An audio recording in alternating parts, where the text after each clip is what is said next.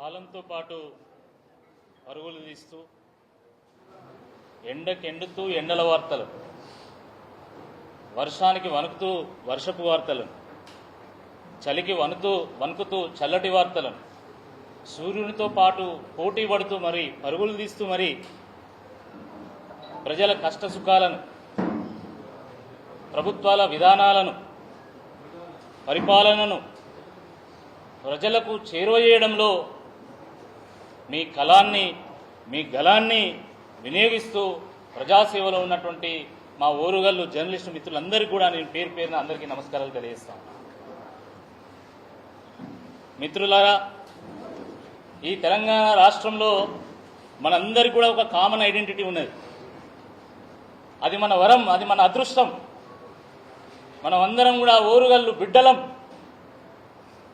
పోరాటాల గడ్డ, పౌరుషాల గడ్డ, పోరాటాలకు పుట్టిన ఇల్లు మన ఓరుగల్లు. ఓరుగల్లు ఒక గొప్ప కళా రాజధాని, ఒక సాంస్కృతిక రాజధాని. 400 సంవత్సరాల పాటు కాకతీయులకు రాజధానిగా విరాజిల్లినటువంటి ఒక ప్రాంతం ఇది.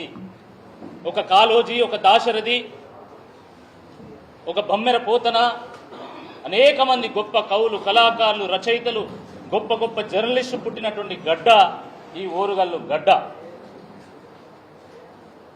నాయకత్వం అనేది సహజంగా మనకు ఉన్నటువంటి ఒక వరం. నాయకత్వం ఒకరు నేర్పాల్సినటువంటి అవసరం లేదు, సహజంగా మన డిఎన్ఏలో ఉన్నది. అది రజాకారుల ఉద్యమంలో కానీ, తెలంగాణ ఉద్యమంలో కానీ నాయకత్వం వహించింది ఓరుగల్లు గడ్డ, ఓరుగల్లు ప్రజలు. ఎప్పుడెప్పుడైతే దేశానికి, ఎప్పుడెప్పుడైతే రాష్ట్రానికి మన నాయకత్వం అవసరమో అప్పుడు ఈ ఓరుగల్లు గడ్డ ఆ నాయకులను అందించింది, నాయకత్వాన్ని కూడా అందించింది. ఆ రోజు పివి నరసింహారావు గారి రూపంలో దేశానికి ఒక గొప్ప నాయకత్వాన్ని అందించింది మన ఓరుగల్లు గడ్డ. హైగ్రవాచారి గారు కానీ ఆ రకంగా అనేక మంది హేమీలను మన ఈ ఓరుగల్లు అందించడం జరిగింది. అది మీ అందరికీ కూడా తెలుసు.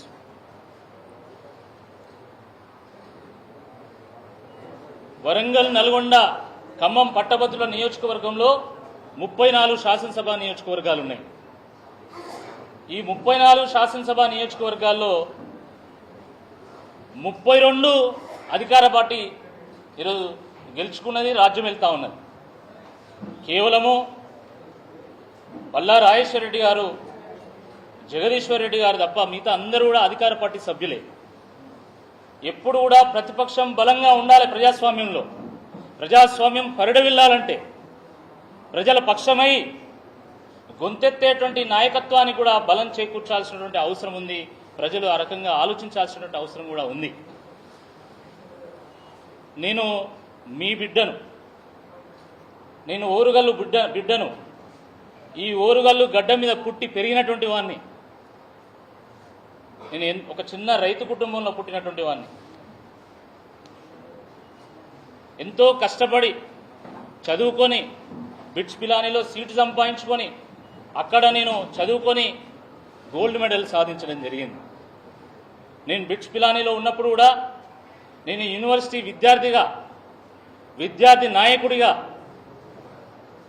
10,000 మందితో కూడుకున్నటువంటి యూనియన్కి నేను 2 పర్యాయాల పాటు ప్రధాన కార్యదర్శిగా ఎన్నుకోబడ్డాను. అక్కడ కూడా మన వరంగల్ యొక్క ముద్ర ఇప్పటి కూడా చెక్కు చెదరలే. నేను ఆ రోజు పోటీ చేస్తే ఇప్పటి వరకు కూడా నాకు వచ్చినటువంటి మెజారిటీ ఎవరు కూడా దాటలేకపోయింది. ఇప్పుడు మళ్ళీ మన వరంగల్కు ఒక గొప్ప అవకాశం వచ్చింది. కేసీఆర్ గారు ఆశీర్వదించి ఆశీస్సులు తెలియజేసి ఒక అవకాశాన్ని మన ముందుంచడం జరిగింది. ప్రజాస్వామ్యం పరిడవిల్లాలంటే ప్రజల పక్షంగా ఉండేటువంటి ప్రతిపక్షాన్ని బలోపేతం చేయాల్సినటువంటి అవసరం ఉంది.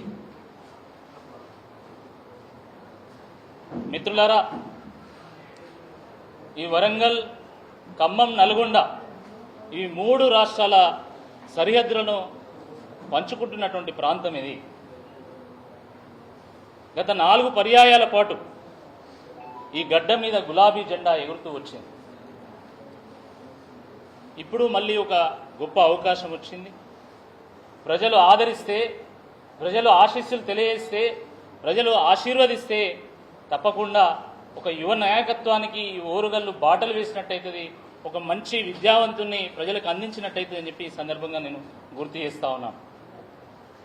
పట్టభద్రుల నియోజకవర్గం ఎన్నిక సాధారణ ఎన్నికతో పోలిస్తే చాలా భిన్నంగా ఉంటుంది. దీనికి ఎంతో ప్రత్యేకత ఉంటుంది, దీనికి ఎంతో ప్రాధాన్యం ఉంటుంది, ప్రాముఖ్యత ఉంటుంది. ఎందుకంటే ఇందులో అందరూ విద్యావంతులు, మేధావులు, ఎంతో విచక్షణతోనే వివేకంతోనే ఆలోచించి ఓట్లు ఇస్తారు కాబట్టి, సమాజానికి దిక్సూచిగా నిలిచేటువంటి ఒక తీర్పునిస్తారు కాబట్టి. గత పరంపర చూసినట్టయితే ఒక చుక్కా రామయ్య గారు, ఒక ప్రొఫెసర్ నాగేశ్వర్ గారు, ఎల్ఎస్ రాజు గారు, డాక్టర్ రాజేశ్వరరావు గారు, రామచంద్రరావు గారు, కపిలవాయి దిలీప్ కుమార్ గారు, లేదా గత 2 పర్యాయాలుగా ఉన్నటువంటి డాక్టర్ పల్లా రాజేశ్వర రెడ్డి గారు, వీళ్ళందరూ కూడా విజనరీస్, థింకర్స్, ఇంటలెక్చువల్స్, మంచి విద్యావంతులు. సమాజంలో ఒక సంక్షోభం ఏర్పడ్డప్పుడు ఒక దారి చూపగలిగేటువంటి సత్తా కలిగినటువంటి నాయకులు వీళ్ళు. ప్రజలకు ఆదర్శంగా నిలవగలిగేటువంటి వాళ్ళు, సమాజానికి ఒక ఉదాహరణగా మిగిలేటువంటి వాళ్ళు.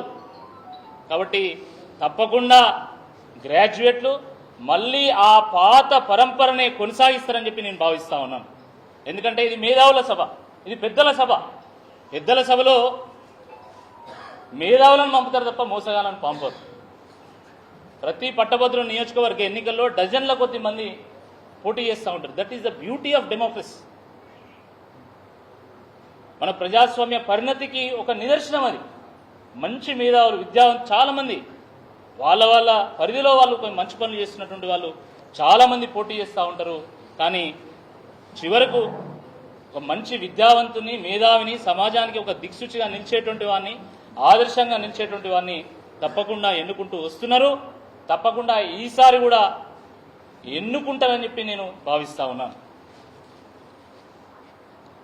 మిత్రులారా, తెలంగాణ ఏర్పడ్డ తర్వాత 2013 అంటే 2013లో నేను రాజకీయాలకు వచ్చాను. 2014 తెలంగాణ ఏర్పడ్డది. 2013లో నేను వచ్చినప్పుడు నేను నేరుగా వచ్చి అమెరికా నుంచి నేను వచ్చి అమెరికాలో 6 అంకెల జీతాన్ని, ఒక విలాసవంతమైనటువంటి జీవితాన్ని తృణప్రాయంగా వదిలేసి పుట్టిన గడ్డకు సేవ చేయాలి, పుట్టిన గడ్డ రుణం తీర్చుకోవాలనేటువంటి ఉద్దేశంతో నేను నేరుగా వరంగల్కి వచ్చి నేను భారతీయ జనతా పార్టీలో చేరడం జరిగింది. భారతీయ జనతా పార్టీలో 11 ఏళ్ళు నేను ప్రయాణం చేసిన నా ప్రస్థానం అంతా తెలుసు.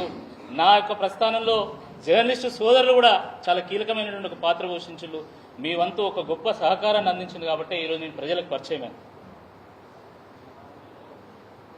పరిచయమైన కాబట్టే నాకు ఈ యొక్క గొప్ప అవకాశాన్ని ఈరోజు కేసీఆర్ గారు ఇవ్వడం జరిగింది. నేను ఏ సందర్భంలో పార్టీని వీడినో మీ అందరూ తెలుసు. భారతీయ జనతా పార్టీలో ప్రజా గొంతుకై పోరాటం చేసిన, అనేక సమస్యల మీద స్పందించాను నేను. ఈ కులం, ఆ మతం, ఈ వర్గం, ఆ వర్గం, ఈ ప్రాంతం, ఆ ప్రాంతం అనేటువంటి తేడా లేకుండా ఎక్కడ ఏ సమస్య ఉన్నా కూడా ఆ సమస్య దగ్గరికి నేరుగా వెళ్ళి నిక్కచ్చిగా నిలదీసినటువంటి వాడిని నేను. అందుకే ప్రజలు కూడా నాకు ఆ గుర్తింపు ఇవ్వడం జరిగింది. ప్రజలు నన్ను కోరుకున్నారు. నేను ఒక కార్యకర్త స్థాయి నుండి నేను అంచెలంచెలుగా ప్రజలతోని మమేకమవుతూ, కార్యకర్తలకు అందుబాటులో ఉంటూ, కార్యకర్తలకు అండగా నిలుస్తూ, ప్రజలకు ఆసరగా అయినప్పుడు వాళ్ళ పక్కన నిలబడుతూ నేను బీజేపీ రాష్ట్ర అధికార ప్రతినిధిగా నేను పనిచేశాను. కార్యకర్తలు, భారతీయ జనతా పార్టీ కార్యకర్తలు నన్ను భుజాల మీద మోసిండ్లు, ఇంత దూరం తీసుకొచ్చిండ్రు. కానీ దురదృష్టకరమైనటువంటి విషయం ఏంటంటే ప్రజలు కోరుకున్నారు, పార్టీ కార్యకర్తలు కోరుకున్నారని పార్టీలో కొంతమంది రాజకీయ హత్య చేసి నన్ను రోడ్డు మీద పడేసింది.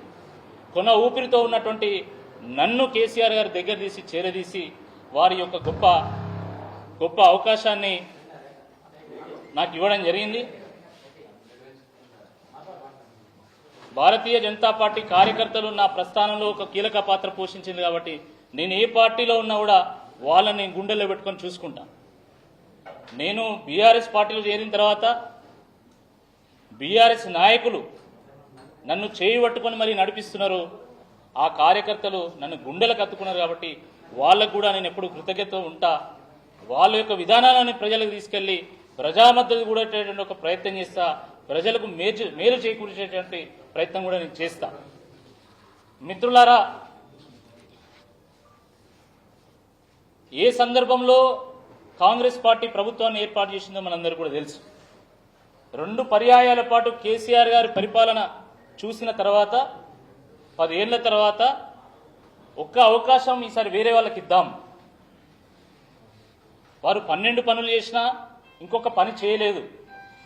వీళ్ళు ఇంకో ఎన్నో పనులు చేద్దామంటున్నారు. 6 గ్యారంటీలు ఇస్తున్నారు, 420 హామీలు ఇస్తున్నారు. సరే, ప్రజాస్వామ్య వ్యవస్థలో ఒక్కోసారి అధికార మార్పిడి కూడా ప్రజలకు మేలు చేకూరుస్తుంది అనేటువంటి ఒక ఉద్దేశంతో ప్రజలు బహుశా కాంగ్రెస్ పార్టీకి ఓటు వేసి ఉండొచ్చు, కాంగ్రెస్ ప్రభుత్వాన్ని తీసుకువచ్చి ఉండొచ్చు. ప్రజాస్వామ్యంలో మార్పు సహజం, దాంట్లో తప్పేం లేదు, దాంట్లో ఇబ్బంది కూడా ఏం లేదు, ఎవరు ఇబ్బంది పడేటువంటి ప్రశ్న లేదు. కేసీఆర్ గారు కూడా చాలా స్పష్టంగా చెప్పిండ్రు, ఒక బలమైనటువంటి ఒక ప్రతిపక్షంగా, ఒక నిర్మాణాత్మకమైనటువంటి ప్రతిపక్షంగా మేము మంచి పాత్ర పోషిస్తామని చెప్పి వారు చెప్పారు. ఆ పాత్రలో నేను కూడా ఒక పాత్రధారణ అయితా అని చెప్పి ఈ సందర్భంగా నేను మీ అందరూ కూడా నేను విజ్ఞప్తి చేస్తున్నా. ఈరోజు నిలిచినటువంటి కాంగ్రెస్ పార్టీ ఎమ్మెల్సీ అభ్యర్థి వారు ఒకవేళ గెలిచినట్టయితే వారు ప్రభుత్వాన్ని నిలదీస్తారా, ప్రభుత్వాన్ని ప్రశ్నిస్తారా ఒకసారి ఆలోచించాం. నిజంగా ప్రభుత్వాన్ని ప్రశ్నించి, ఆ ముఖ్యమంత్రిని ప్రశ్నించి ఆ పార్టీలో ఉండగలుగుతాడా ఒకసారి ఆలోచించాం. కానీ నేను 10 ఏళ్ల పాటు ప్రతిపక్షంలో ఉండి ఏ రకంగా పోరాటం చేసినా, ఏ రకంగా ప్రజా సమస్యల మీద స్పందించినో మీ అందరికీ కూడా తెలుసు. నిక్కచ్చిగా నిలదీసేటువంటి శక్తి నాకుంది.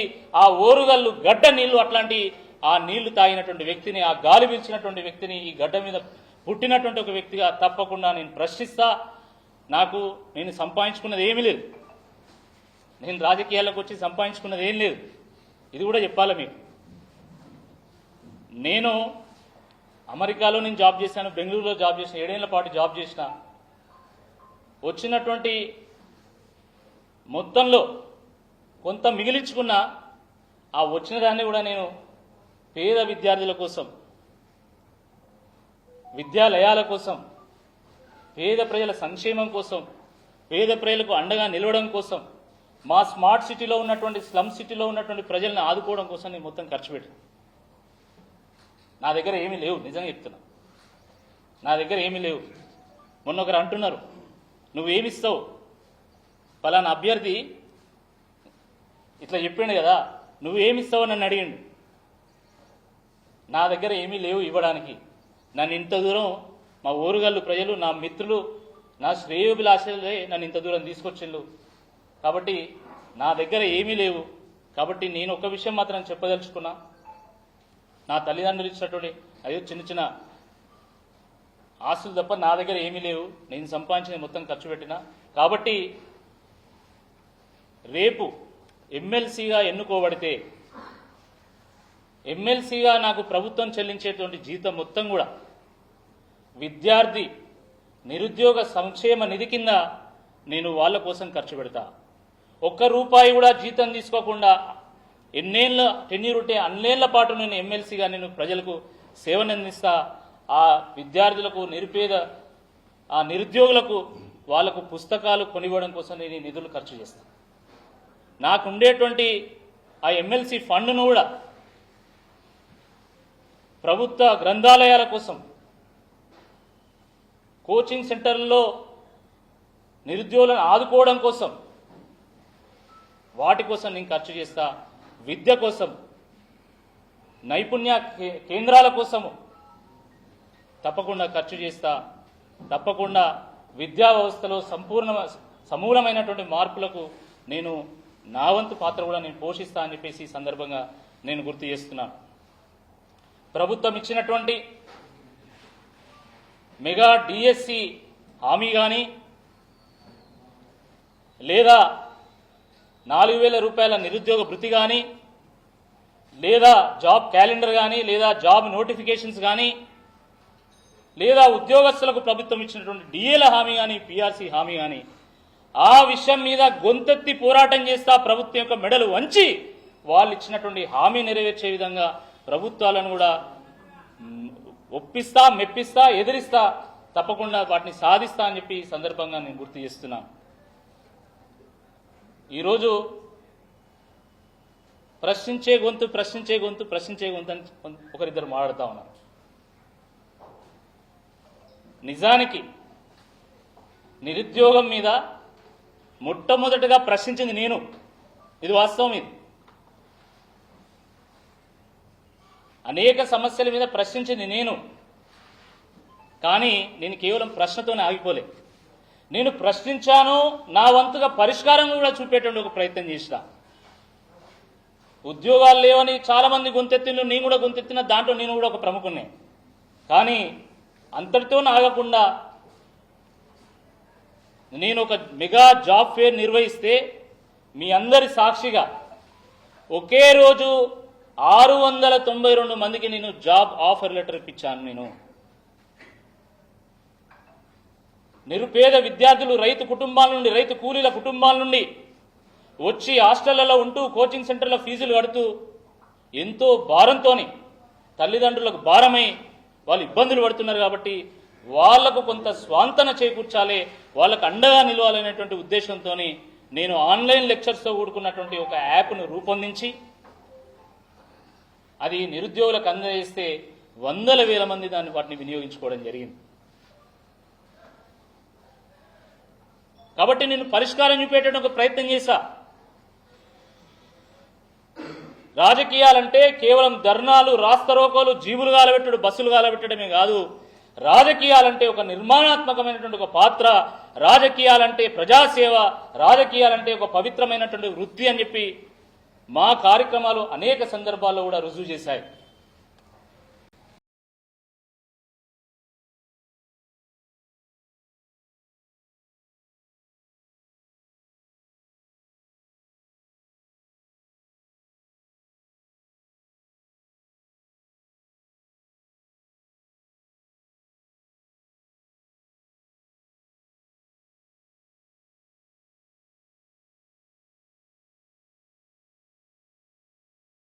మేము నీళ్లు అందించినాం. కోవిడ్ వస్తే 52 రోజుల పాటు నేను రెడ్ జోన్లలో తిరిగిన. ఒక్క వార్త కూడా నేను పేపర్కి ఇయ్యలే. కొంతమంది జర్నలిస్టులకు తెలుసు. ఒక్క వార్త కూడా నేను పేపర్కి ఇయ్యలే. నేను పబ్లిసిటీ కోసం దాన్ని వాడుకోలేదు. 52 రోజుల పాటు నేను మా ఇంటికి కూడా పోలేదు. ఎందుకంటే మా ఇంట్లో ఒక చిన్న బాబు ఉన్నాడు కాబట్టి నాకేదైనా ప్రమాదం వస్తే వాళ్ళకు కూడా ప్రమాదం రాకూడదనే ఉద్దేశంతో నేను మా ఇంటికి కూడా పోకుండా నేను సర్వీస్ చేశా. నాతో పాటు ఉన్నటువంటి మా 100 మంది యువకులు కూడా సర్వీస్ చేసిండ్రు. ఆ రోజు స్వామి వివేకానంద అన్నాడు, నిస్వార్థంగా పనిచేసేటువంటి 100 మంది యువకులు నాకు ఇవ్వండి, నేను దేశాన్ని మారుస్తా అన్నాడు. ఆ 100 మంది యువకులము మేమైనము. మా వంతుగా మేము వరంగల్లో ఒక పాత్ర పోషించినాం. కాబట్టి దాన్ని కూడా మీరందరూ కూడా గమనంలో తీసుకోవాల్సిందిగా ఈ సందర్భంగా నేను విజ్ఞప్తి చేస్తున్నాను. అదేవిధంగా నేను భారతీయ జనతా పార్టీలో పనిచేసినప్పుడు ఈ జిల్లాలో ఉన్నటువంటి 52 పాత మండలాలను నేను తిరిగాను. రాష్ట్రంలో ఉన్నటువంటి 10 జిల్లాలను నేను కలిగి తిరిగిన.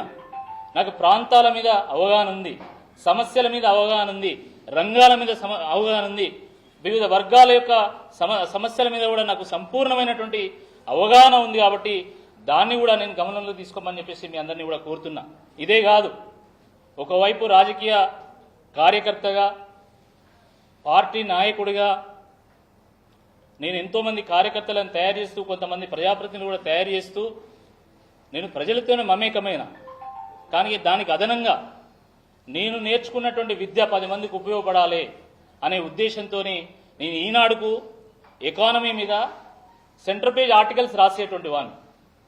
కొన్ని రోజుల పాటు నేను సాక్షికి రాశాను, కొన్ని రోజుల పాటు జాగృతి వార్తాపత్రికకు రాశాను, కొన్ని రోజుల పాటు నేను ఆర్గనైజర్కి కూడా రాసిన.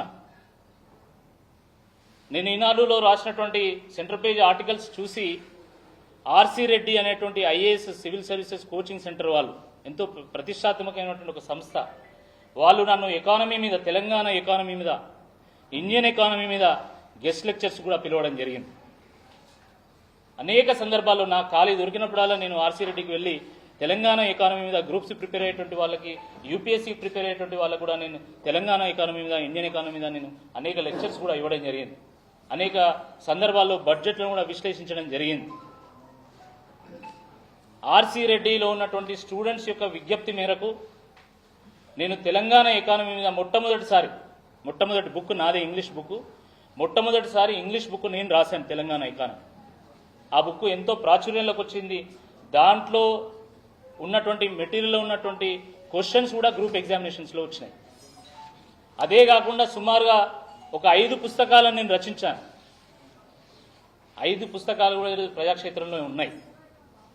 అంటే ఒకవైపు రాజకీయ పార్టీ కార్యకర్తగా ఉంటూనే ఇంకోవైపు నాకున్నటువంటి అకాడమిక్ బ్యాక్గ్రౌండ్ని ఉపయోగించుకొని కొంత విద్యార్థులకు కొంత నిరుద్యోగులకు కూడా నా వంతు సహకారం అందించేటువంటి ప్రయత్నం కూడా చేశాను. చాలామంది ఈరోజు కోచింగ్ సెంటర్లు తిరుగుతూ ఉన్నారు, లైబ్రరీలు తిరుగుతూ ఉన్నారు. నేను గత 4 ఏళ్లుగా అనేక సందర్భాల్లో నేను లైబ్రరీ విజిట్ చేశాను. కావాలంటే మీరు లైబ్రరీలో ఉన్నటువంటి విద్యార్థులను అడగండి, నిరుద్యోగులను అడగండి. ఆ లైబ్రరీలో ఫ్యాన్లు లేవంటే నేను ఫ్యాన్లు ఇప్పించిన, అక్కడ చైర్స్ లేవంటే చైర్స్ ఇప్పించిన, అక్కడ వివిధ వసతులు లేవంటే కూడా నేను వారికి ఎంతో కొంత నేను సహకారం చేసిన. ఆ లైబ్రరీల యొక్క అభివృద్ధిలో కూడా నా వంతు పాత్ర నేను పోషించాను. కోచింగ్ సెంటర్లో ప్రిపేర్ అవుతున్నటువంటి అనేక మంది పేద విద్యార్థులు వాళ్లకు పుస్తకాలకు ఇబ్బంది అవుతున్నదని, ఇంకా వేరే వాటికి ఇబ్బంది అవుతుందంటే కూడా నేను నా వంతుగా అనేక కంపెనీల్లో పనిచేస్తున్నటువంటి నా మిత్రుల ద్వారా కూడా నేను కొంత సహకారం అందించిన. కాబట్టి ఇవన్నీ కూడా తప్పకుండా విద్యావంతులందరూ కూడా తప్పకుండా గమనిస్తారని చెప్పి నేను భావిస్తా ఉన్నాను. జర్నలిజం అనేది ఎంతో పవిత్రమైనటువంటి ఒక వృత్తి. ఒక వాజ్పేయి, ఒక అద్వానీ, ఒక కాళోజీ, అనేక మంది హేమీలు తమ యొక్క కళాన్ని వాడి తమ గళాన్ని వినిపించి సమాజంలో సమూలమైనటువంటి ఒక మార్పులకు శ్రీకారం చుట్టడం జరిగింది. అందుకనే జర్నలిజానికి ఎంతో ప్రాముఖ్యత. నేను కార్యకర్త ఉన్నప్పుడైనా, నేను బీజేపీలో ఉన్నప్పుడైనా, ఇప్పుడు బీఆర్ఎస్లో ఉన్నప్పుడైనా కూడా నేను రెగ్యులర్గా నేను మీడియా మిత్రులను కలుస్తూ ఉంటా, నా వ్యూస్ పంచుకుంటుంటా. నేను ఇంకెక్కువ నేర్చుకుంటుంటా వాళ్ళతో. ఎందుకంటే అనేక రంగాలను వాళ్ళు స్పృశిస్తూ ఉంటారు కాబట్టి అనేక రాజకీయ పార్టీల నాయకులతో మాట్లాడతారు, కార్యకర్తలతో మాట్లాడతారు, మరీ ముఖ్యంగా అన్నింటికీ కేంద్రమైనటువంటి ప్రజలతో మమేకమవుతారు కాబట్టి వాళ్ళతోని మాట్లాడుతూ ఉంటారు. కాబట్టి చాలా ఇన్పుట్స్ నేను తీసుకుంటా ఉంటా. ఇంత పవిత్రమైనటువంటి జర్నలిజంను ఒక ఆయన జర్నలిజంగా మార్చిండు. మీరు రోజంతా కష్టపడతారు పాపం, ఎండకు ఎండుతూ, వానకు తడుస్తూ, చలికి వణుకుతూ, ఎక్కడో సుదూర ప్రాంతాలకు వెళ్ళి, ఎక్కడో గూడెంలో తండాకు వెళ్ళి మీరు వార్తని సేకరించి దాన్ని తీసుకొచ్చి మీ ఆఫీసెస్లో టైప్ చేసి మీ సీనియర్స్కు చూపించి అది మీరు స్టేట్కు పంపి అది పబ్లిష్ చేపిస్తే మీరు రాసినటువంటి వార్తలను తెల్లారి స్క్రీన్లో చూపెట్టి దాన్ని ఎక్కిరించుకుంటా రాజకీయాలు చేస్తున్నటువంటి వ్యక్తి ఏందో, ఆయన సంగతి ఏందో మీ అందరూ కూడా తెలుసు.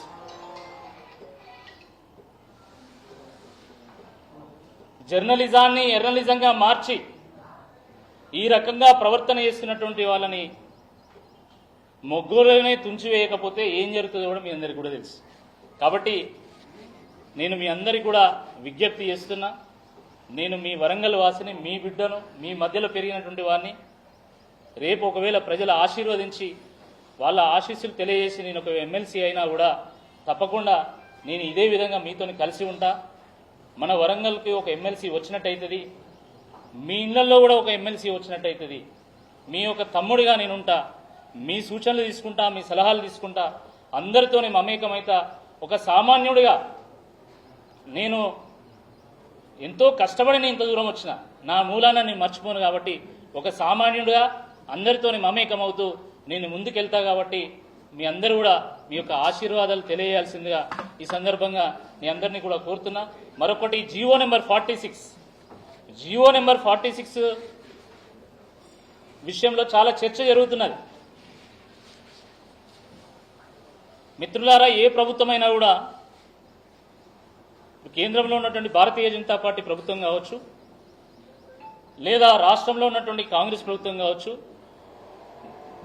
రాష్ట్రంలో గత 2 పర్యాయాలుగా ఉన్నటువంటి బీఆర్ఎస్ ప్రభుత్వం కావచ్చు, ఏ ప్రభుత్వమైనా ప్రజల కోణంలోనే ఆలోచించి జియోలను ఇష్యూ చేస్తుంది, ప్రభుత్వ ఉత్తర్వులను విడుదల చేస్తూ ఉంటారు.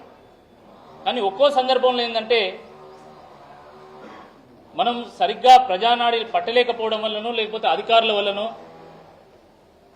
మనకు వచ్చినటువంటి తప్పుడు సమాచారం వల్లనో కొన్ని జియోల వల్ల కొంతమందికి ఇబ్బంది కలుగుతూ ఉంటుంది. అది సహజం, అన్ని ప్రభుత్వాల్లో ఇది జరుగుతుంది. ఈ ఒక్క ప్రభుత్వం ఆ ప్రభుత్వం నేను అంటలేను, అన్ని ప్రభుత్వాల్లో కూడా జరుగుతుంది. కానీ అది జరిగినప్పుడు సవరణ చేయాల్సినటువంటి బాధ్యత ఉంటుంది. అక్టోబర్ 30వ తేదీన కొంతమంది జియో 46 బాధితులందరూ కూడా వెళ్ళి కేటీఆర్ గారిని కలిసి దీన్ని సవరణ చేయమని అడిగారు. వారు సవరిద్దామని అనుకున్నారు, కానీ ఆలోపే కోడ్ రావడం జరిగింది, దాన్ని సవరించలేకపోయినారు. సరే, ఏ విధంగానైనా మొత్తానికి అయితే ప్రజలు తీర్పిచ్చారు. ఆ అసెంబ్లీ ఎన్నికల నేపథ్యంలో జియో నెంబర్ 46 బాధితులు ఇప్పుడున్నటువంటి ముఖ్యమంత్రి, అప్పుడున్నటువంటి పిసిసి అధ్యక్షులు రేవంత్ రెడ్డి గారిని కలిసినప్పుడు, ఇప్పుడున్నటువంటి కాంగ్రెస్ పార్టీ ఎమ్మెల్సీ అభ్యర్థిని కలిసినప్పుడు, జియో నెంబర్ 46 బాధితులారా, మీరు 2 నెలల పాటు కాంగ్రెస్ పార్టీ కోసం పనిచేయండి, కాంగ్రెస్ ప్రభుత్వాన్ని తీసుకురండి, కాంగ్రెస్ ప్రభుత్వం తీసుకురావడంలో ఒక కీలక పాత్ర పోషించండి, మేము 46 జియోని మేము రద్దు చేస్తామని చెప్పి వారు హామీ ఇవ్వడం జరిగింది. కానీ 5 నెలలు గడిచింది, ఇప్పటి వరకు దాని మీద ఒక్క ప్రకటన చేస్తలేరు, ఒక్క ప్రకటన కూడా చేస్తలేరు.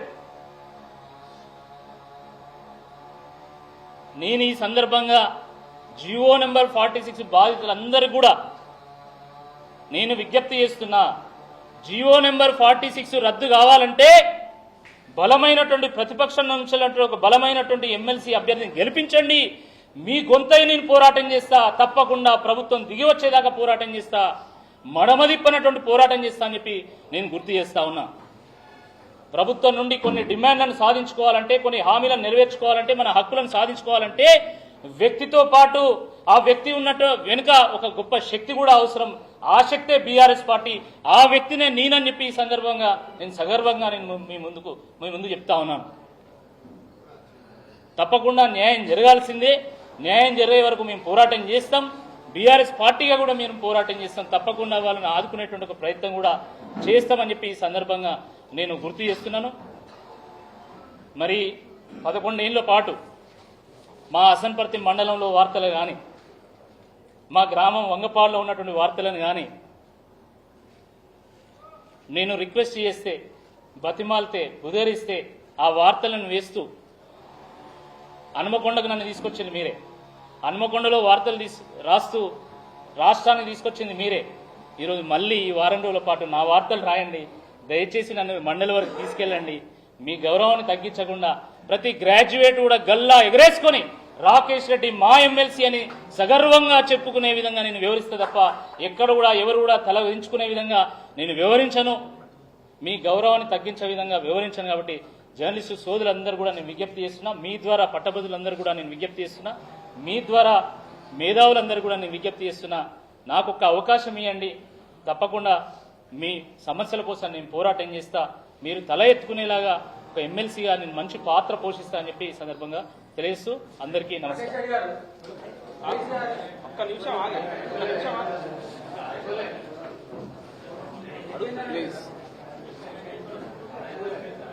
దయచేసి ఇప్పటి వరకు ఎట్లయితే సైలెంట్గా ఉన్నారో అట్లే కాసేపు సైలెన్స్ ఉంటే బాగుంటుంది. ఎందుకంటే ఇప్పుడు అన్నగారు, ఇప్పుడు సీనియర్ జర్నలిస్టులు అందరూ కూడా వారు ప్రశ్నలు వేస్తారు, మీరు చెప్పిన విషయాలపైన మీరు ఓపికతో సమాధానం చెప్పాల్సి ఉంటుంది. దయచేసి ఒకరు ప్రశ్న వేసేటప్పుడు ఇంకొకరు ప్రశ్న వేయకండి. సాయన్న మీరు అడగచ్చు. రాకేష్ రెడ్డి గారు కేసీఆర్ ఎమ్మెల్సీగా టికెట్ వచ్చిందని చెప్పి మీ పార్టీ నేతలే మీకు వ్యతిరేకంగా వ్యవహరిస్తున్నారు. ఆ సుందరరాజు అమెరికా మీకు సహకరించి ఎందుకు బాగా చేయవలసిన విజయభాస్కర్ చర్యలు వేడు, దయాగారు కనబడటలేడు, వీళ్ళంతా మీకు దూరం ఉన్నారు. 34 మందిలో 32 మంది కాంగ్రెస్ లో ఉన్నారు కదా, మీకు ఎవరు ప్రచారం కూడా చేస్తారు, ఎట్లా గెలుస్తారు అనుకుంటారు, ఈ ఆత్మవిశ్వాసంలో గెలుస్తారు అనుకుంటున్నారు? మంచి ప్రశ్న అడిగాను, తప్పకుండా నేను సమాధానం చెప్తా. నేను కూడా అవకాశం కోసం వేచి చూస్తా. మంచి ప్రశ్న అడిగాను. బీఆర్ఎస్ పార్టీలో 42 మంది ఎమ్మెల్సీ కోసం పోటీ పడ్డారు. మంచి హేమాహేమీలు ఉన్నారు. కానీ రాజకీయ పార్టీలు ఎప్పుడు కూడా అప్పుడున్నటువంటి రాజకీయ పరిస్థితికి తగ్గట్టుగా, అప్పుడున్నటువంటి సందర్భాన్ని బట్టి ఒకరికి అవకాశం ఇస్తారు. ఇప్పుడున్నటువంటి పరిస్థితికి అనుగుణంగా, ఇప్పుడున్నటువంటి వివిధ పోటీదారులను దృష్టిలో ఉంచుకొని, వివిధ అభ్యర్థులకు ఉన్నటువంటి గత చరిత్ర, వాళ్ళకు ఉన్నటువంటి ప్రజాబలాన్ని, అనేక అంశాలను పరిగణలోకి తీసుకున్న తర్వాత తెలంగాణ తొలి ముఖ్యమంత్రి బీఆర్ఎస్ అధినేత కేసీఆర్ గారు, వర్కింగ్ ప్రెసిడెంట్ కేటీఆర్ గారు, హరీష్ రావు గారు అనేక మంది నాయకులతో చర్చించిన తర్వాత నా పేరును ఖరారు చేయడం జరిగింది. వాళ్ళకి ఎన్నిసార్లు కృతజ్ఞతలు చెప్పినా కూడా తక్కువనే. మిగతా వాళ్ళు కూడా చాలామంది సమ ఉద్యోగులు పాపం వాళ్ళు ఎక్స్పెక్ట్ చేశారు, తప్పేం లేదు. రాజకీయ పార్టీ అన్నప్పుడు ఎంతోమంది పోటీ పడతారు, పోటీతత్వం ఉంటుంది. వాళ్ళందరూ కూడా నాకు సహకారం అందిస్తున్నారు. 34 నియోజకవర్గాలు ఉన్నాయి. 34 నియోజకవర్గాల్లో ఉన్నటువంటి నాయకులందరినీ కూడా నేను కలిసి వచ్చిన. నాకు ఎమ్మెల్సీ టికెట్ సడన్ ఇవ్వలేదు, మీకు చెప్పాలి. నేను 3 నెలల పాటు ఎన్రోల్మెంట్లో తిరిగాను. నేను ఎన్రోల్మెంట్ చేయించిన, ప్రతి నియోజకవర్గంలో ఉన్నటువంటి ఇన్ఛార్జిని కలిసిన, ప్రముఖ నాయకులందరినీ కూడా నేను కలిశాను. నాకు అవకాశం ఇస్తే గట్టి పోటీ ఇస్తాను, తప్పకుండా గెలుస్తాను, తప్పకుండా గులాబీ జెండా ఎగిరేసే విధంగా ప్రయత్నం చేస్తా అని చెప్పి నేను రిక్వెస్ట్ చేశాను, అంతే. సరే, నాకు అవకాశం ఇచ్చారు. అవకాశం ఇచ్చిన తర్వాత లోక్సభ ఎన్నికలు వచ్చినాయి. ఆ లోక్సభ ఎన్నికలు అయిపోయిన తర్వాత గౌరవ్ కేటీఆర్ గారు హైదరాబాద్లో ఒక సమావేశం నిర్వహించారు. అందరు ఇన్ఛార్జ్లను పిలిచారు, ప్రముఖ నాయకులందరినీ కూడా పిలిచిండ్రు. పిలిస్తే 34 నియోజకవర్గాలకు గాను 31, 32 నియోజకవర్గాల నాయకులు వచ్చిండ్రు. 1-2 నియోజకవర్గాల నాయకులు వాళ్ళ వ్యక్తిగత కారణాలతో రాలే.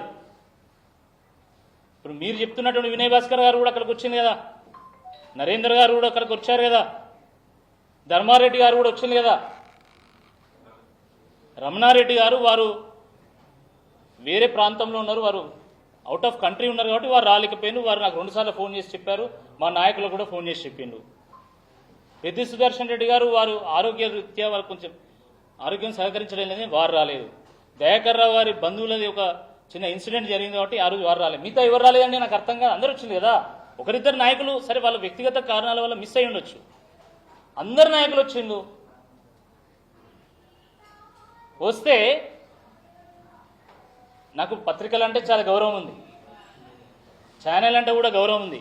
కానీ 1-2 ఛానల్ 1-2 పత్రికలు పనిగట్టుకొని ఏదో వివాదం జరిగినట్టు, మొత్తం కొంప గుల్లిపోయినట్టు, ప్రపంచం బద్దలైనట్టు ఫ్రంట్ పేజ్ ఆర్టికల్ రాసి మమ్మల్ని బదనాం చేయాలని చూస్తారా?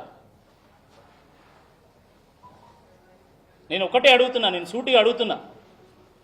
కాంగ్రెస్ పార్టీకి సంబంధించినటువంటి ఖమ్మంలో ఉన్నటువంటి ఎమ్మెల్యేలందరూ కూడా కేరళ పోయింది. మీరు రాసిన వార్త,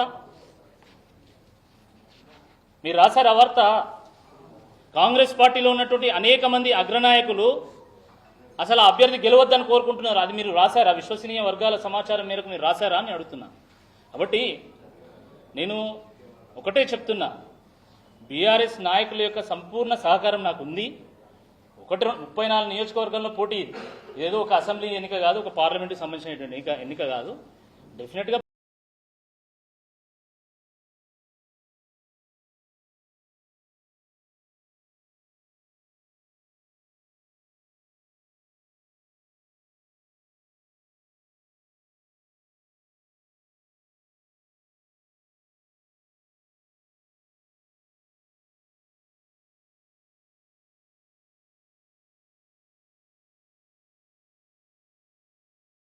ఉన్నారు. సుధీర్ కుమార్ గారు వాడు ఇక్కడ ఉన్నారు. చాలా మంది నాయకులు ఇక్కడ కూడా చాలా మంది వద్దామనుకున్నారు, కానీ ప్రెస్ క్లబ్ సంబంధించిన ఈవెంట్ కాబట్టి ఒక్కరినే పిలుస్తారనే ఉద్దేశంతో వారు రాలేదు. కాబట్టి సంపూర్ణ సహకారం ఉంది. బీఆర్ఎస్ పార్టీకి ఎంతో ప్రెస్టీజియస్ ఎలక్షన్ ఇది గుర్తుపెట్టుకోండి. బీఆర్ఎస్ పార్టీ 4 సార్లు గెలిచినటువంటి సీట్ ఇది. ఒట్టిగా ఆషామాషిగా ఎవరికి టికెట్ ఇయ్యరు, అర్హులకే టికెట్లు ఇస్తారు. ప్రజలు కూడా అర్హులనే ఎన్నుకుంటారు. కాబట్టి వాళ్ళు ఎంతో ఆలోచన చేసి టికెట్ ఇచ్చిళ్ళు. సమ ఉద్యోగులు నాతో ఈక్వల్గా ఉన్నటువంటి నాయకులు ఉన్నారు, నాకంటే బెటర్ నాయకులు కూడా ఉండొచ్చు. కానీ ఒక్కో రాజకీయ సందర్భంలో ఒక్కొరికి ఇస్తారు, ఎందుకంటే ఆ పరిస్థితుల్లో వాళ్ళు నెగ్గగలుగుతారని చెప్పి. కాబట్టి ఇప్పుడు నాకు ఇచ్చారు, అందరి సహకారం ఉంది. ఒకరిద్దరు నాయకులు ఇంకా ఏదైనా ఉంటే కూడా తప్పకుండా మా పార్టీ నాయకులందరూ కూడా, మా పార్టీ శ్రేణులందరూ కూడా ఆ విషయం చూసుకుంటారు. నేను ఇప్పటికే విస్తృతంగా నేను తిరుగుతున్నాను. నిన్న ఖమ్మం పోయాను. ఉదయం ఖమ్మంలో మార్నింగ్ వాక్ కానీ, అక్కడ అడ్వకేట్స్తో మీటింగ్ కానీ, అక్కడ కార్యకర్తల సమావేశం కానీ, పినపాక గ్రాడ్యుయేట్ల సభ కానీ, లేదా దాని తర్వాత కొత్తగూడెం పార్టీ కార్యకర్తల సమావేశం కానీ, భద్రాచలం గ్రాడ్యుయేట్ల సమావేశం కానీ, ఇవాళ ఉదయం ఆర్ట్స్ కాలేజు సమావేశం కానీ, లేదా మొన్న భువనగిరి కానీ, భువనగిరిలో అనేక మీటింగ్స్ జరిగినాయి. మంచి సహకారం అందిస్తున్నారు. వాళ్ళు ఏర్పాట్లు లేకపోతే 34 నియోజకవర్గాన్ని తిరగలుగుతున్నా. ఈరోజు పరకాల్లో చాలా పెద్ద సభ ఉంది, మీరు అందరూ కూడా రావాలి. గణపురంలో ఉంది, సాయంకాలము మళ్ళీ మహబాద్లో డోర్నకల్లో కూడా ఉంది. చెప్పండి ప్లీజ్. భయ్యా ఎవరు మీరు అన్క్వశ్చనబుల్ లీడర్ కేసీఆర్ గారు ఉన్నారని చెప్పి అంటున్నారు కదా. 317 జీవో మీద ఇప్పుడు 46 జీవో నిరుద్యోగుల గురించి మాత్రం చాలా చక్కగా చెప్పారు. 317 జీవో మీద ఉపాధ్యాయులు కానీ ఎంప్లాయీస్ కొంతమంది స్థానిక అంశం కాకుండా కొంతమంది సీనియర్లను దృష్టిలో పెట్టుకుని ఇక్కడ యూనియన్ నాయకులు దృష్టిలో పెట్టుకుని 317 జీవో తెచ్చారన్నారు. దీనివల్ల 80% ఆఫ్ ఎంప్లాయీస్ ఇబ్బందులు పడ్డారన్నటువంటి ఒక ఉంది. ఇప్పుడు వాళ్ళని మీకు ఏం సమాధానం చెప్పగలుగుతారు? ఆ 80% ఆఫ్ ఓట్స్ మీకు ఎట్లా మీరు కన్విన్స్ చేయగలుగుతారు ఒకసారి భావిస్తున్నారు? ఆర్టికల్ 317 జీవో మీద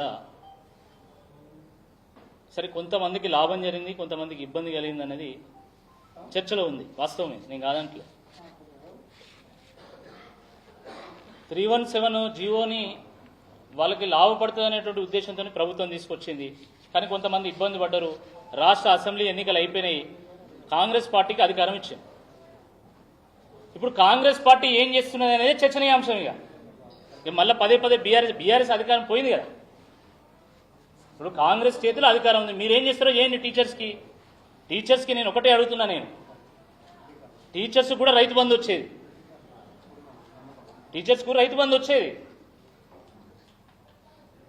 టీచర్స్ మనం అందరం అనుకుంటాం వేల లక్షల రూపాయల శాలరీస్ వస్తాయి. టీచర్లకు ఉన్న ఇబ్బందులు కూడా చాలా ఉన్నాయి. 70,000 80,000 శాలరీ వస్తే ఈరోజు పిల్లల్ని పెద్ద పెద్ద పాఠశాలలు చదివించాలనే ఒక ఆకాంక్ష,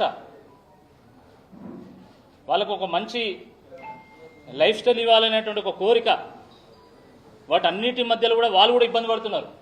వాళ్ళకు ఉన్నటువంటి భూమిలో వ్యవసాయం చేస్తే సాధారణ రైతు వ్యవసాయం చేసినా, ఒక టీచర్ వ్యవసాయం చేసినా, ఒక జర్నలిస్ట్ వ్యవసాయం చేసినా కూడా గంతే లాభం ఉంటుంది, గంతేకి నష్టం ఉంటుంది.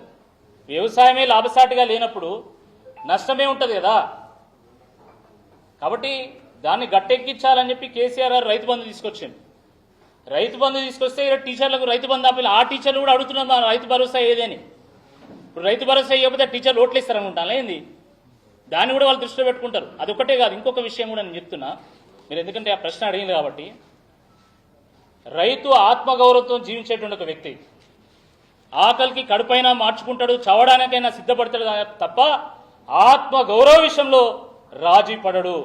కానీ రైతులను ఏ విధంగా కించపరిచిందండి. ఇదే ఎమ్మెల్సీ అభ్యర్థి రైతు బంధు అడిగితే చెప్పుతోను పడతా అన్నాడు.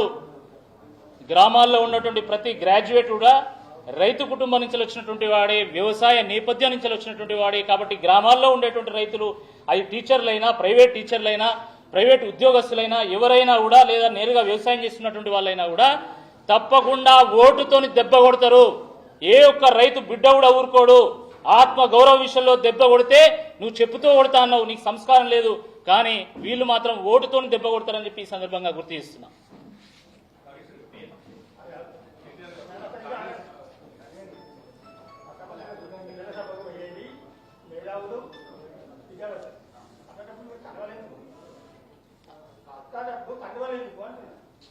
ఓకే, సరే కూర్చోండి. మంచి ప్రశ్నే.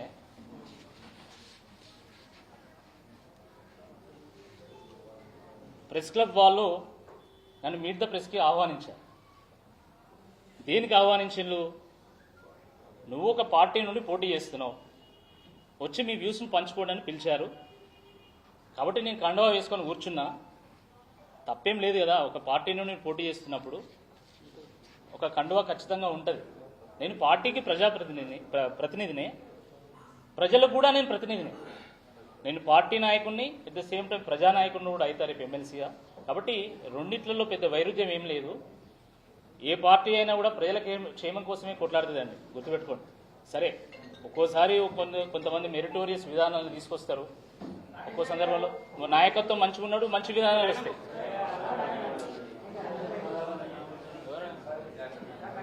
ప్లీజ్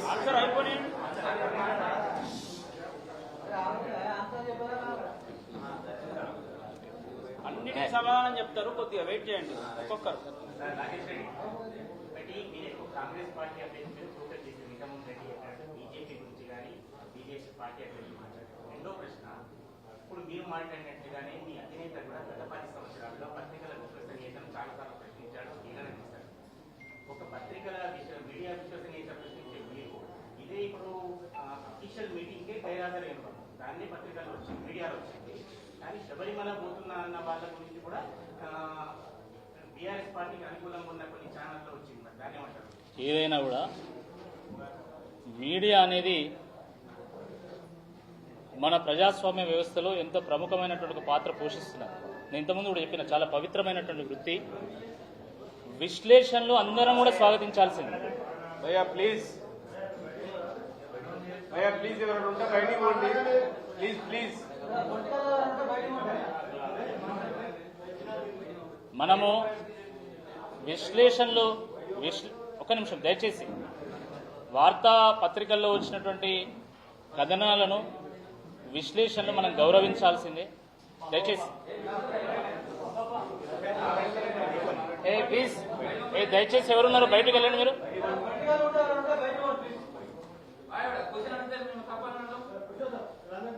ప్లీజ్ ప్లీజ్ ఎవరైనా బయటికి వెళ్ళండి ప్లీజ్. నేను చెప్తాను ప్లీజ్ ప్లీజ్ దయచేసి అందరూ కూడా బయటకు వెళ్ళాలి. జర్నలిస్టులకు మనల్ని ప్రశ్నలు అడిగే స్వేచ్ఛ ఉంటుంది, అది వాళ్ళ హక్కు. నేనేమంటున్నా, జర్నలిజము చాలా పవిత్ర. ప్లీజ్ దయచేసి ఎవరు డిస్టర్బ్ చేయొద్దు. చాలా పవిత్రమైనటువంటి ఒక వృత్తి. సో వాళ్ళ విశ్లేషణలు కూడా చాలా వరకు 99% అర్థవంతమైనటువంటి ఉంటుంది, ప్రజల కోణంలో ఉంటాయి. సరే, ఎన్నికలు వచ్చినప్పుడు ఏంటంటే కొన్ని సందర్భాల్లో కొన్ని కథనాలు వస్తుంటాయి, అది సహజము. నేను కూడా ఎక్కడ మాట్లాడలేదు దీని గురించి. 2-3 రోజుల పాటు ఇవే కథనాలు వచ్చినా కూడా నేను ఎక్కడ కూడా మాట్లాడలేదు. కానీ ఒక ప్రశ్న వేసింది కాబట్టి నేను దాని కౌంటర్గా నేను ఒక ప్రశ్న వేసిన.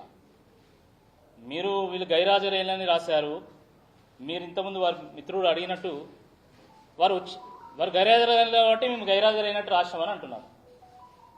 గైరాజర్ కానటువంటి వాళ్ళ పేర్లు కూడా అలా పొందుపరిచింది. So I don't want to go into that.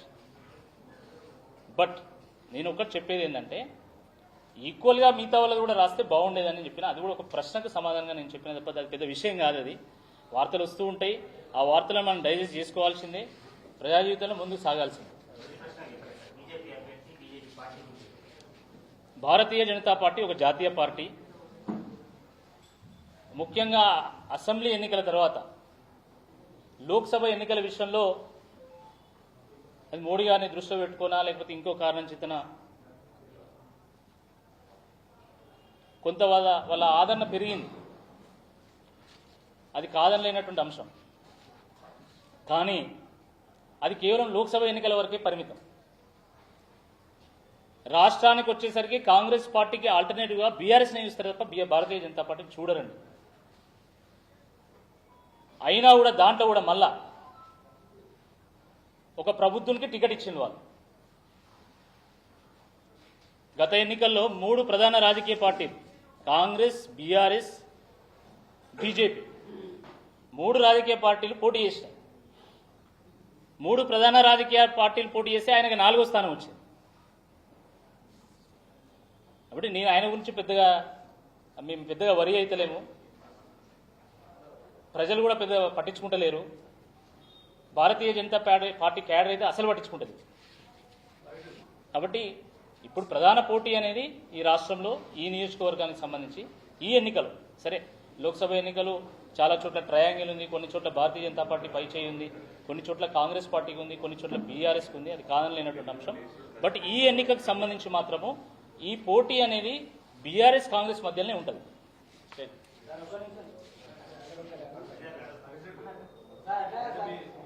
నిధులోని నియామకాలు నీళ్లు పేరిట 1200 మంది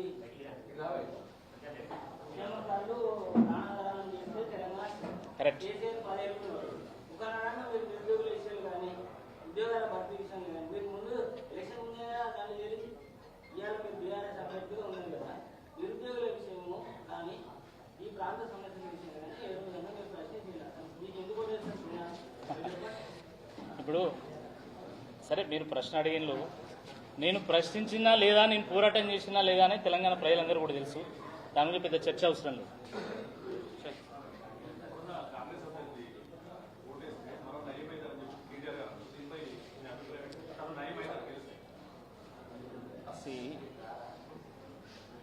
ప్రజాక్షేత్రంలో దీని మీద చర్చ జరుగుతుందండి. చాలామంది మాట్లాడుకుంటున్న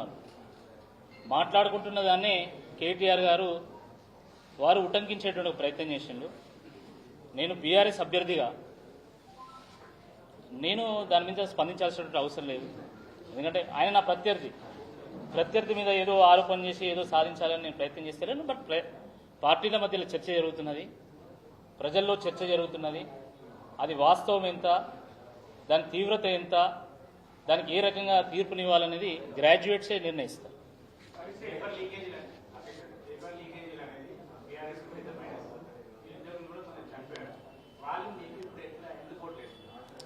ఇప్పుడు నేను అదే చెప్తున్నా, ప్రభుత్వము 20 మంచి పనులు చేసినా కూడా 1-2 విషయాల్లో ప్రజలు ఆశించినంత మేరకు చేయకపోవడం వల్ల ప్రజలు కోరి కాంగ్రెస్ పార్టీని ప్రభుత్వంలో తీసుకొచ్చింది. ఇప్పుడు చర్చ అంతా ఏంటంటే కాంగ్రెస్ ఇచ్చినటువంటి హామీల సంగతి ఏంది, అవి నెరవేరుస్తుందా లేదా. ఒక పాలక వర్గాన్ని ఎంచుకున్నప్పుడు దానికి దీటైనటువంటి ఒక బలమైనటువంటి ప్రతిపక్షాన్ని కూడా ఎంచుకున్నప్పుడే ప్రజలకు మేలు జరుగుతుంది. గుర్తుపెట్టుకోండి, నేను ప్రజలందరూ కూడా చెప్తున్నా మీ ద్వారా, ఒక బలమైనటువంటి ప్రజలకు మేలు చేకూర్చేటువంటి ఒక ప్రతిపక్షం కూడా ఉన్నప్పుడే మన హక్కులను మనం సాధించుకోగలుగుతాం. కాబట్టి 600 హామీలు నెరవేరాలన్నా కూడా 420 హామీలు నెరవేరాలన్నా 6 గ్యారెంటీలు అమలు కావాలన్నా కూడా ఆల్రెడీ ప్రభుత్వం ఉన్నది. కాబట్టి ఒక బలమైనటువంటి ప్రతిపక్షం నుంచి ఒక బలమైనటువంటి నాయకుడిని పంపించాల్సినటువంటి అవసరం ఉంది.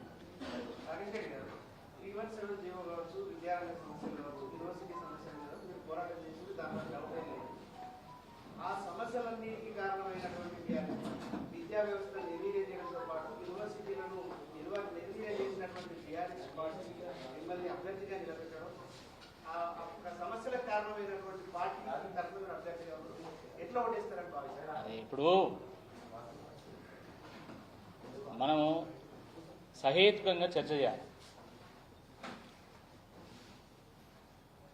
100 గురుకులాలను ప్రారంభించింది బీఆర్ఎస్ పార్టీ కాదా? లక్షల మంది పేద విద్యార్థులను గురుకుల పాఠశాలల్లో చదివించింది బీఆర్ఎస్ పార్టీ కాదా? అంగన్వాడీలను మెరుగుపరిచింది బీఆర్ఎస్ పార్టీ కాదా? జిల్లాకు ఒక మెడికల్ కాలేజీని తీసుకొచ్చింది బీఆర్ఎస్ పార్టీ కాదా? ఈ రాష్ట్రంలో 3 లక్షల మంది సాఫ్ట్వేర్ ఎంప్లాయీస్ ఉంటే ఈరోజు 9 లక్షలకు చేర్చింది బీఆర్ఎస్ పార్టీ కాదా? ఈ రాష్ట్రంలో 23,000 కంపెనీలను, అది ఫార్మా కంపెనీలు కావచ్చు, లాజిస్టిక్ కంపెనీలు కావచ్చు, తీసుకొచ్చి 2,60,000 కోట్ల రూపాయల పెట్టుబడితోని 17 లక్షల మందికి ఉపాధి కల్పించింది బీఆర్ఎస్ పార్టీ కాదా? ఇదే ప్రభుత్వ రంగంలో 1,60,000 మందిని రిక్రూట్ చేసింది బీఆర్ఎస్ పార్టీ కాదా? రైతులకు రైతు బంధు ఇచ్చింది బీఆర్ఎస్ పార్టీ కాదా? రైతు బీమా కల్పించింది బీఆర్ఎస్ పార్టీ కాదా? గ్రామాల్లో ఈరోజు శ్మశాన వాటిక కానీ, డంపింగ్ యార్డ్ కానీ, నర్సరీ కానీ, పార్క్ కానీ, ట్రాక్టర్ కానీ, గ్రామాల్లో డబుల్ రోడ్లు కానీ, రోడ్డుకి ఇరువైపుల చెట్లు నాటింది కానీ ఇది బీఆర్ఎస్ పార్టీ కాదా? కాబట్టి ఏ ప్రభుత్వం అయినా మంచి పనులు చేస్తుంది, కొన్ని లోటుపాట్లు ఉంటాయి, దాని మీద అప్పుడప్పుడు ప్రజలు తీర్పునిస్తూ ఉంటారు. ఆ ప్రజలు ఎవరైనా శిరసావహించాల్సిందే. కానీ 1-2 పట్టుకొని ఇంకా జీవితకాలం దాన్నే పట్టుకుందామంటే కాంగ్రెస్ పార్టీ 70 ఏళ్ళు పరిపాలించిందండి ఈ రాష్ట్రంలో. ఈ రాష్ట్రంలో పేదరికానికి ఎవరు కారణం? ఈ రాష్ట్రంలో తెలంగాణ ఉద్యమానం రావడానికి ఎవరు కారణం? 1,200 మంది ఆత్మ బలిదానం కావడానికి ఎవరు కారణం? అట్లా విశ్లేషించుకుంటూ పోతే చాలా విశ్లేషణలు వస్తాయి. కాబట్టి నేను ఈరోజు చెప్తున్నది ఏంటంటే, వాళ్ళు అనేక మంచి పనులు చేశారు, 1-2 లోటుపాట్లు ఉండొచ్చు, దాని మీద చర్చ జరిగింది, దాని మీద తీర్పు వచ్చింది. మళ్ళీ ప్రజలు ఈరోజు బీఆర్ఎస్ వైపు మొగ్గు చూపుతున్నారు. లోక్సభ ఎన్నికల సందర్భంగా మీరు చూశారు, ఐపీఎల్ మ్యాచ్ను పక్కన పెట్టి కూడా కేసీఆర్ గారు మాట్లాడితే టీవీలో అతుక్కపోయిందండి. ఐపీఎల్ రేటింగ్స్ కంటే కేసీఆర్ గారు మాట్లాడితే వచ్చేటువంటి టీఆర్పీ రేటింగ్లు ఎక్కువ. అది మీకంటే ఎక్కువ ఎవరికి తెలియదు, మీకే తెలుసు. అది ఆయన 50-50 ఫార్మాట్ మ్యాచ్లు పోయినాయి క్రికెట్లో. రాజకీయాల్లో కూడా రెగ్యులర్ ఫార్మాట్ పంపించేసి కేసీఆర్ గారు నేరుగా రోడ్ షోలోకి వచ్చిండు. ప్రజలు జేజేలు వలికిళ్ళు, ప్రజల నుంచి అద్భుతమైనటువంటి స్పందన కూడా వచ్చింది. ప్రజల్లో వాళ్ళ ఆలోచనలో మార్పు రాకపోతే అంతగానం జనం రారు, అంత స్పందన రాదు. కొంతమంది అసలు బీఆర్ఎస్ పార్టీ ఉండదని రాసిండు, కొంతమంది ఉండదని చర్చ చేసిండు. కానీ లేదు, బీఆర్ఎస్ పార్టీ ఉనికి ఉంది అని చెప్పి ఈ ఎన్నికలు, మొన్న లోక్సభ ఎన్నికలు కూడా ప్రూవ్ చేసినాయి. తప్పకుండా మంచి ఫలితాలు వస్తాయని కూడా కొంతమంది చెప్తున్నారు. సరే, ఫలితం ఏదైనా కూడా నేను ఒక విషయం చెప్తున్నది ఏంటంటే, సరే రాజకీయ పక్షాలు, ప్రభుత్వాలు అప్పుడు ఉన్నటువంటి సందర్భాలకు అనుగుణంగా కొన్ని విధానాలు తీసుకొస్తారు, కొన్ని సక్సెస్ అయితే, కొన్ని ఫెయిల్ అయితే, దానికి అనుగుణంగా ప్రజలు తీర్పునిస్తారు. ఇప్పుడు కాంగ్రెస్ పార్టీ నడుస్తున్నది, ప్రభుత్వం నడుస్తున్నది, వాళ్ళు కొన్ని హామీలు ఇచ్చిండ్రు, వాళ్ళు కొన్ని విధానాలు తీసుకొచ్చిళ్ళు. దాని మీద చర్చ చేయాల్సినటువంటి అవసరం ఉంది. ఒక బలమైనటువంటి ఒక ప్రతిపక్షాన్ని ఎంచుకోవాల్సినటువంటి అవసరం ఉంది. ప్రతిపక్షాన్ని బలోపేతం చేయాల్సినటువంటి అవసరం ఉందని చెప్పి ఈ సందర్భంగా నేను గుర్తు చేస్తాను.